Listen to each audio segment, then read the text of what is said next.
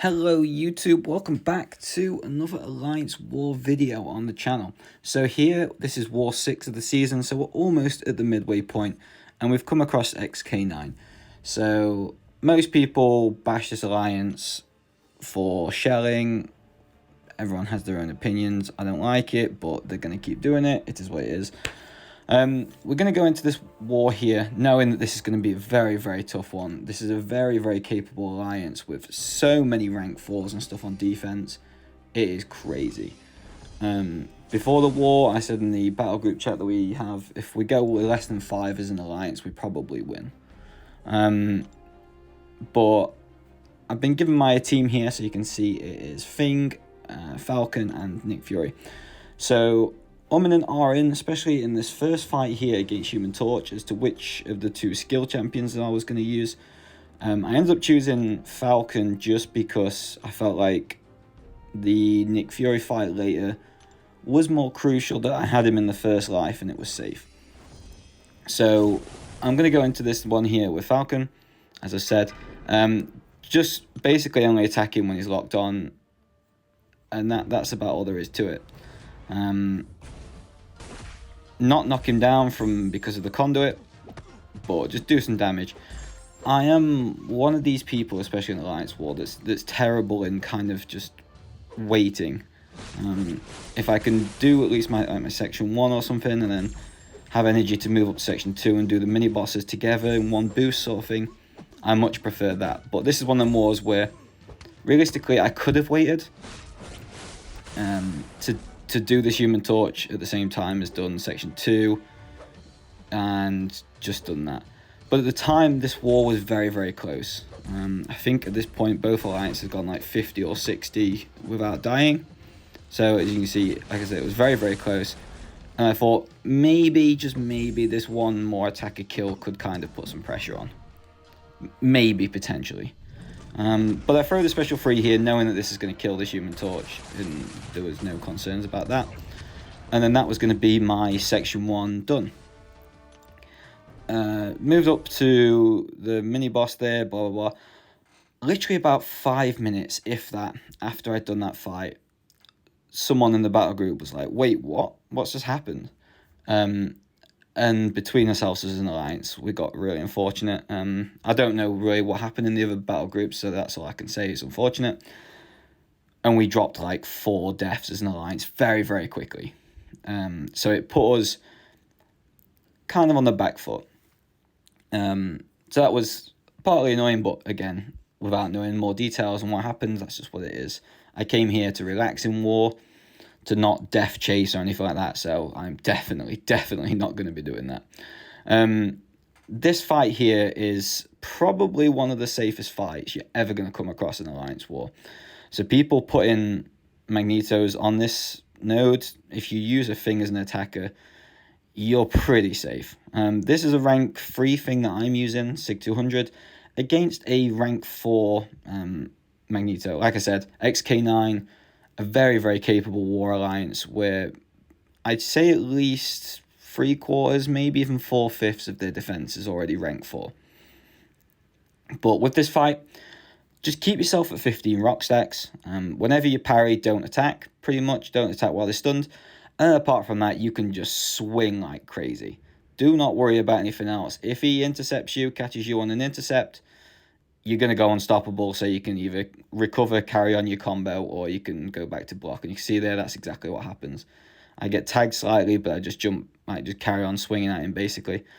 And that's all this fight is. Whenever these Furies expire, you're going to see here, they go to the passive Fury. Or, sorry, whenever the rock stacks kind of expire, they go to the passive Fury. So here, I'm just kind of being pinned in the corner slightly. And just whenever this happens in any Alliance War fight, don't panic. The worst thing you can do is panic. It's a different mentality you kind of have to switch into. And you can play out of it. Sometimes it'll just take a little bit of time. If you dodge all the heavy attacks they're going to throw, as long as you've not got absolutely like 0 health, you're fine. Just take your time. And you're going to see here, that's exactly what I did. Managed to fight my way out of the corner. Get to the point of him throwing the special 2. I did a few more hits. Now I'm going to throw my special 3. and the rock stacks should pretty much add all up. So you can see there, I lost all my rock stacks, but I'm up to the 39 Furies. So now what I'm going to do is a couple of parries again. Yeah, it's going to give him some more power healing, but that's the least of my worries. I don't need to worry about that at all. But now I'm fine to just start going crazy again. You see, Magneto's just under half health.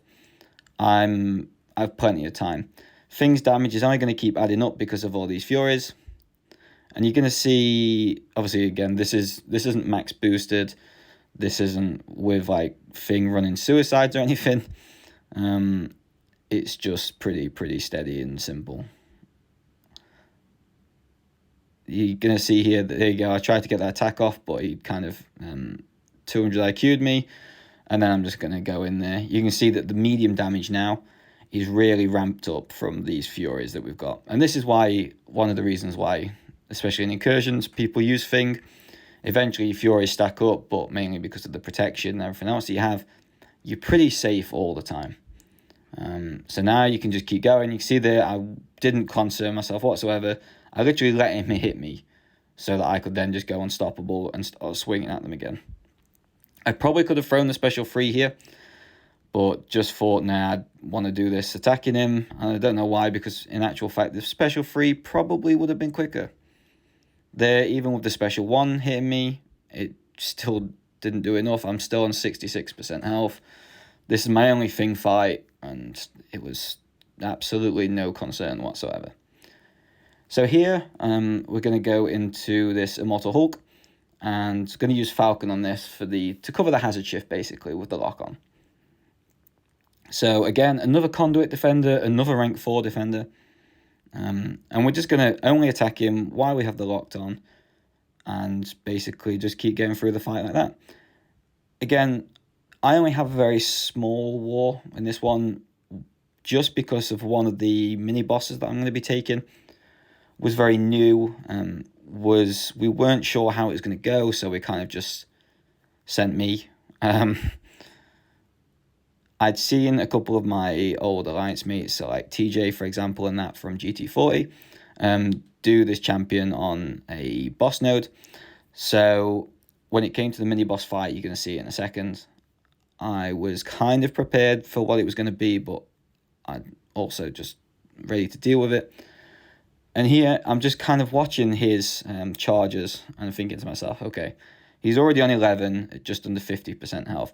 So he's going to go into his Immortal phase unless the lock-on clears it. I managed to get cheeky there and just get like one more hit before that lock-on expired. But this rank 4 Hulk, yeah, he's a lad with a bit of health, and he just takes a beating. But you're going to see here, he doesn't seem to want to throw his special ones either. He was very, very keen on not giving me what I wanted. So I think it's in a second, about here, yeah. Throws a special 2, which is nice. We can just dex all of that. Now we're going to throw a combo. He goes passive for a second. And I'm going to hit him all the way till the end of the lock-on and leave him on 1%. So I was like, if I'm slightly more boosted, but the war's already over. And then I just managed to hit him a couple of times, and luckily for me, the lock-on doesn't trigger Assassin. Well, the lock-on doesn't trigger his immortality even, and then we could go.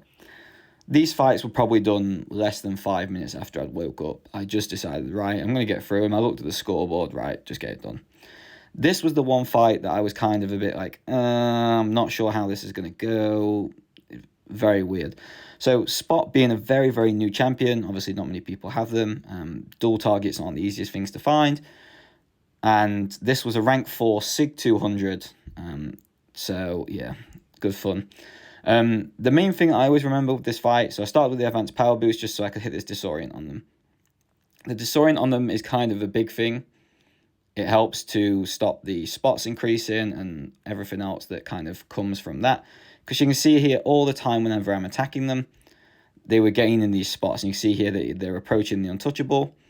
So now basically what I have to do for this to trigger is I now have to hit him to then trigger the sort of the phase where he then goes a bit crazy with the ruptures and the miss and whatever else. So there I had to I just took the gamble and thought I'll just take that one hit. Now he's in this untouchable phase, so I don't really want to be making contact with them where I can. You can see Corellis, they put that rupture on me. So now I'm just taking a few more hits in the corner. Again, this is what I mean. Just if you're in the corner, just relax. Don't want to be hitting him while he's doing this portal block. There I was very, very slow. He goes into this weird other phase. And now I'm going to throw the special one again and just kind of keep rinsing and repeating. So we're at 50%. And this is the reason why I was more concerned about this fight and not doing that Human Torch with Nick Fury. Just because I wanted to make sure I had a good amount of health to take all of these blocked hits and potentially not push me into the second life unless needed. There you can see the combo was slightly slowed down. So I purposely did that just because I want to make sure that if he does go untouchable like that, I don't want to be hitting too many times into him because it'll put all the ruptures on me. Nick can shrug them off, but you need to be above 10 tactical charges whenever you knock them down for that to happen. And with this node being polka dot power, I can't stun them to parry them to give myself an opening. And I only get the specials back if he's had a damage over time effect for so long. But Nick does it, because that's just what Nick does. That was my war. I only had 4 fights. Like I said, it was a very small one for me personally, but there was a few fights that I kind of, as soon as the plan went out, they were like, look, we really need you to do this. Just, I'm sorry. And that was it. So as a battle group, we ended up dying just right at the end to make it 2 deaths, to just lose out to the battle group. But as an alliance, we got whacked. There's no other way to say it. Congratulations to XK9. Good luck for the rest of the season. Please stop shelling. Thank you very much, and I will catch you in the next one.